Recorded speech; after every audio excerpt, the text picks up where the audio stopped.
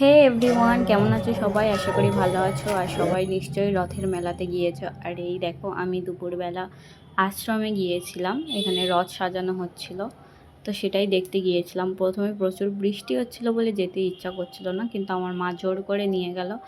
আর যাওয়ার পরে এত সুন্দর হচ্ছিল না, মানে আমি না কোনো দিন যাইনি। আমি রথের মেলাতে শুধু সন্ধেবেলা যেতাম, রথ টানতাম, খেতাম, দিতাম, বাড়ি চলে আসতাম।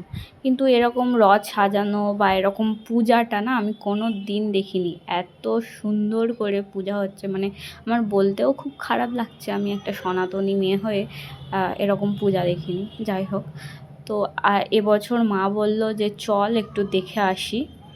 প্রথমে বৃষ্টির জন্য আমার যেতে ভালো লাগছিল না, কিন্তু এত সুন্দর লাগছিল।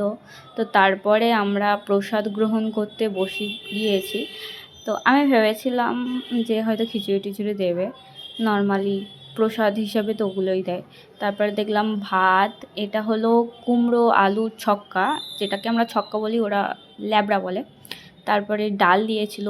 প্রসাদ বলে কথা না, নিরামিষ এত টেস্টি। আর মায়ের পাতে কাঁঠাল ছিল, আমি কাঁঠাল নিইনি, লাস্টে সয়াবিনও নিয়েছিলাম।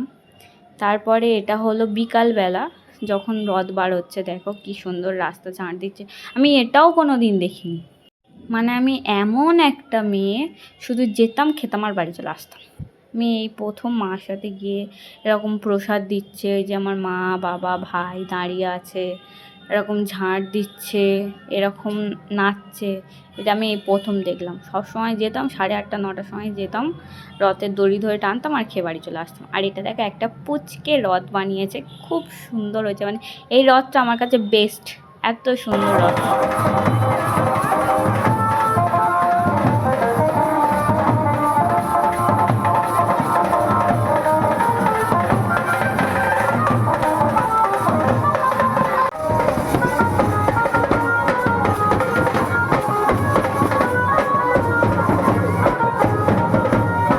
নিশ্চয়ই তোমাদের বাড়ির কাছেও এইরকম রথযাত্রা হয়, এরকম নাচাগানা হয়। তো আমি এই ফার্স্ট টাইম দেখলাম, আমার খুব গর্ব মনে হচ্ছিল, মানে খুব গর্ববোধ হচ্ছিল যে আমি হিন্দু ধর্মে জন্মেছি। ঠিক আছে, যাই হোক, কেমন লাগলো বলো। আজকে এই পর্যন্ত, বাই।